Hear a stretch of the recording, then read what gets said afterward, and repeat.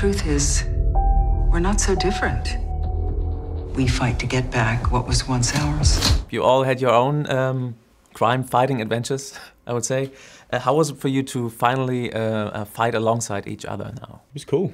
Yeah, it was a lot of fun, actually. It was nice. We've been waiting for this event to happen for so many years. Like you were saying, what, 3 years? Yeah. And so it was a relief when we all finally got to meet and kind of work together. And I think for all of us, it's a new aspect to these characters that we've had to embody, which is the the fighting alongside people who can fight as well as you can, if not better. Yeah, there's a few egos involved as well. The characters, not the actors. Glad we found each other. I'm not hugging you. So you did a really great job in bringing these 4 different heroes together. What was the biggest challenge in that? The biggest challenge at the beginning felt like, how are we going to combine these 4 different tones of each of these worlds? How are we going to find these 4 characters who don't want to work with anybody else, who are all from vastly different worlds? I mean, if you look at the world of Jessica Jones and you look at the world of an Iron Fist, those worlds just feel like they're on, like they're in different places on the planet, much less in New York. So at the very beginning, I was worried, the writers were, we were all trying to figure out how do we get these things together. And then I think the key to unlocking it weirdly became like, well, no, they don't fit together. And that's why. And so Jessica Jones should be allowed to look at Danny and say, this doesn't make sense. What are you doing? Who are you? Where are you from? How does your hand work? That's dumb. Like, she should be able to say that, So yeah, that weirdly became the key to unlocking the show. It became, suddenly now you have Luke Cage looking at Matt Murdock saying, this doesn't make sense, you're blind. Like, so all of that was kind of the key to figuring out the show. So it's weird, it kind of became like writing or storytelling judo. Like use the weight of the problem to actually solve the problem itself. What is that? We're not here to eat. Are those pork? No, that's shrimp. Oh, this guy's got pork. God, you're weird. But the villain, Alexandra, is an original creation, I think, and not from the comics? Is the inspiration from...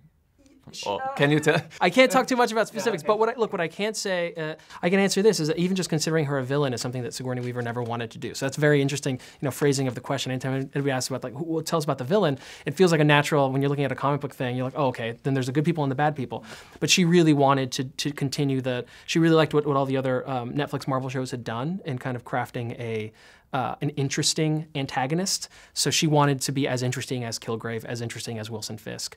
And so those characters, even though they do very, very bad things, awful things, and hurt people, at the end of the day, like, they're very tortured and they have their own kind of inner demons that they're still trying to figure out themselves. So I remember working on Daredevil season 1, we cared as much about Wilson Fisk as we did about Matt Murdock.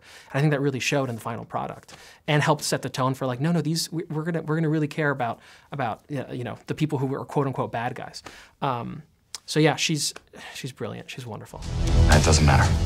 Can't fight these people. Not even with whatever it is your hand can do. It's cheap. It's not. Yeah, and what was your first reaction when you heard that you have to fight Sigourney Weaver now? We went to New York City Comic Con, and I got a call in the morning of that day from my boss saying, oh, by the way, when you go on stage in front of everyone, Sigourney Weaver will be there. And my first reaction was, why? Why is she? I thought she was moderating or something, you know what I mean? I didn't even know until everyone came out. I was like completely bamboozled. I was like, what the hell is going on here? Yeah. And it was the first time I met all you guys as well. So it was... So on stage, crazy. Yeah, right, we hadn't really... We'd met, but not like hung out. Oh, right. I think it was the first time I'd met you. I think, yeah, it was the first time I'd met Kristen and Mike. Okay, right. Yeah. So we're on stage, the 4 of us like that, and Sigourney comes out, and everyone, all the people are there cheering, and I shake her hand for the first time. You know what I mean? Yeah. In front of all this weird. Yeah, it was strange. Yeah. It was awesome. And she's a hero. Like, Sigourney's a hero of mine. She's man. an icon. Yeah. I grew up on Alien. Like, I went to see it at the cinema recently because they were showing it again. They're hunting our friends, our families, and they're not going to stop there.